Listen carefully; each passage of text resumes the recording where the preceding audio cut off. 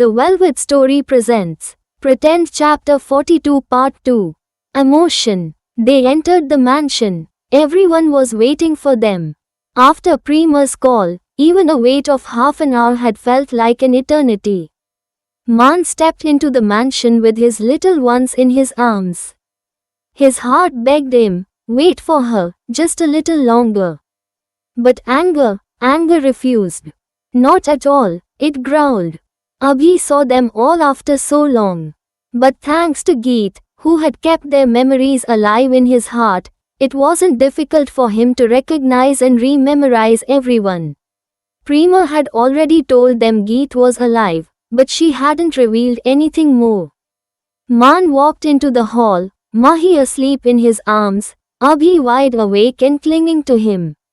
Big Daddy, Abhi called out joyfully. Everyone was overwhelmed to see him, all alive, right there with them. Yet, their eyes hadn't yet noticed the child in Maan's arms. Prima gently handed little Devam to Dev. Abhi, Dadi whispered, pulling him into a tight embrace, showering kisses on his little face. Where did you go? You forgot me, didn't you? Big Daddy, I was living here, Abhi replied honestly. And I didn't forget you, but you all talked about Mama, not me. His innocent complaint exposed Geet's lies, one truth at a time. Geet entered the mansion too, Rosie and Anupama beside her, her head lowered. Everyone's shock had turned to surprise, and that surprise was now quietly evolving into anger. Meera auntie, Abhi ran to her. Meera hugged him tight, tears rolling down her cheeks. Abhi had always been close to her. Whenever Geet left for work, it was Meera who cared for him. Now you are pronouncing my name correctly, Meera chuckled through her tears. Abhi looked at her, confused, as if to say, what are you even talking about? I missed you so much, Abhi, she said emotionally. Abhi missed you too, he replied, wrapping his arms around her. Yeah. Abhi missed his Meera auntie, but not me. Annie's voice cracked with emotion. Tears shimmered in her eyes. Abhi missed you so much, he said sweetly, spreading his little arms. Annie rushed to hug him.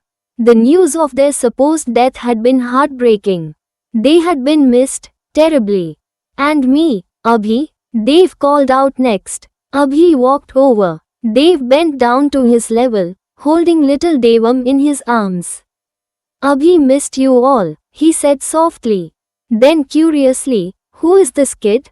In his excitement he didn't notice Devam who was in Prima's arms when they were in the car. Prima is sitting in front with Devam in her arms. He's my son, your younger brother, Abhi. He's cute, he's small, like Mahi, Abhi said innocently. Who is Mahi, Abhi? Dev asked. My little sister, Abhi replied, his eyes twinkling. My daughter, Maan said firmly, his voice rising with pride, as he stood beside Abhi. That was a shocking revelation. Only now did they truly see the child in Maan's arms. Mahi stirred, waking up from the growing noise around her. Dad, give Mahi to me.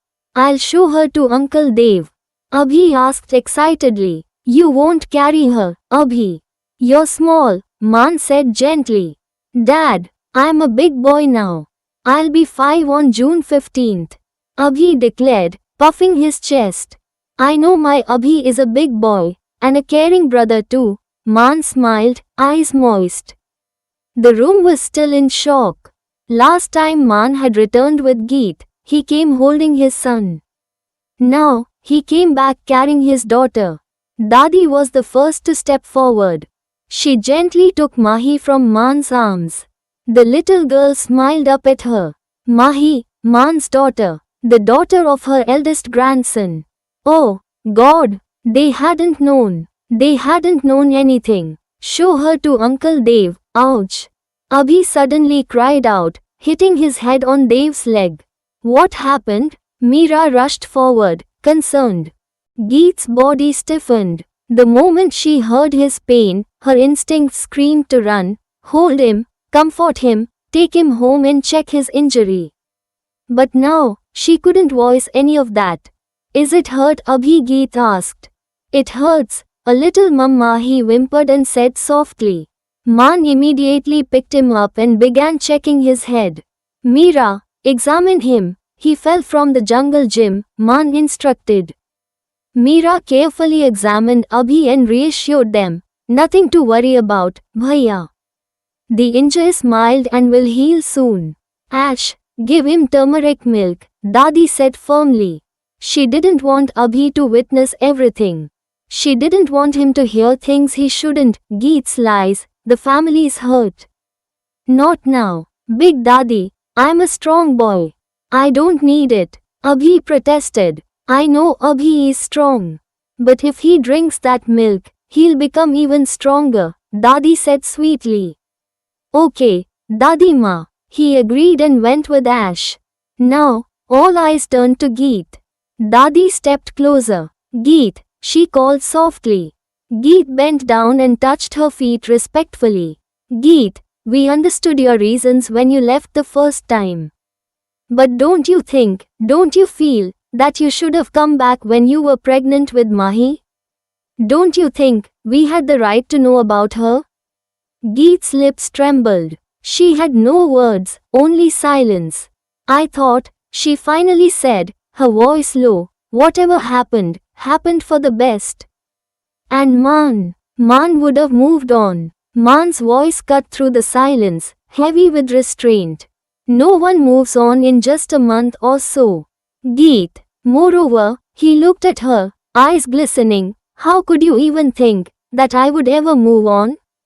I grew up watching my mom and dad, they loved each other. They needed no one else, before or after. Just each other. His voice cracked, carrying the weight of emotions buried for too long. I'm not good enough for you all. Geet whispered finally. Why don't you understand that? Who gave you the right to decide what's good for us, or not? Maan snapped. I know I don't have any right, she whispered. But I do have the right to think about what's good for the ones I love. Maan's voice burned with grief now. Oh really? And this is what was good for us, Geet? This? She opted for silence. Maan exhaled sharply. Now that's just great, he said, voice trembling. You know what, in all your dreams, to become great. All that ambition, all that sacrifice, it only gave pain. In every sacrifice, it's the loved ones who pay the price. They're the ones suffering, because they know who you were, who you are. He stopped. He couldn't say it. Not now. Never ever. You'll never understand, Maan. But love makes you weak, Geet whispered. You think that, Geet. But love, it makes us strong, Maan replied, firm but aching. It always sounds good in great books. Not in real life, she said quietly. Those great books, Geet, were written by people who lived, who suffered, through something real. That's why they had the right to write them, Maan replied, his voice rising with emotion. It's easy to say, she mumbled. You're right, Geet, Maan nodded slowly, the pain in his eyes deepening. It is easy to say, but so hard to apply. You asked me to move on, but then why didn't you? How can you be so sure I didn't? She asked. Maan let out a bitter laugh. Not amused, not joyful. It was laced with pain and sarcasm. Because my children tell me everything, Geet. Then he paused. You know what? His voice cracked. I always prayed. I prayed for a miracle, Geet. But never, not even in my worst nightmare, did I imagine that you were purposely hiding from me. You never even gave me the chance to look for you. First, you hid my own blood from me, and then, on top of that, you lied to my children about us. He turned his face away. I will never forgive you for this, Geet. No one gave you the right to hide my children from me. His voice was filled with heartbreak, heavy and suffocating. She knew, 1,000 sorries wouldn't reduce the weight of the damage she had unknowingly done. She began, but her voice choked. Mira had been holding back for too long. She was Geet's friend, first. Everything else came later. But now, Mira stepped forward, her eyes burning. She raised her hand in anger, but before the slap could land, Prema rushed in and stopped her. No one will say or ask anything to Geet, Prema said firmly, standing between them. It's my fault. You all know that. But why are you all questioning Geet? Mom, Mira said, tears welling. She always asked me what to do or not to do. But when she left, she didn't even tell me. She said she wanted to establish her business there, but she never said anything else. Mira cried. Mira, can't we just forget all of this and start anew? Prema asked softly. It's tough, Mira replied, voice trembling. But not impossible, Mira, not when we all know that I was the sole reason behind Geet's departure. Prema is right, Amar added, quietly but firmly. We're not going to discuss anything more, Dadima declared. Some time later, there was an air of awkwardness. But they were trying to mix, to blend, to stitch the broken threads of a scattered family back together. Abhi was glowing with happiness. He had his family again after such a long time. But Geet, she still couldn't dare meet his eyes. And his gaze on her said it all. So many questions, so many complaints, so much hurt. Geet noticed Anupama Mama feeling hesitant, unsure. She couldn't blame her. After all, no one could accept such drastic change in an instant. Only time could heal this. I think we have to leave for home, Geet dared to say. Dare you say or think about going anywhere? Man's voice suddenly roared, screamed for the first time. That too, at Geet. The woman he loved like his own breath. Geet froze in place. Tears spilled from her hazel eyes. She couldn't answer, but how could he believe they could accept everything in just a moment? They needed time, just time.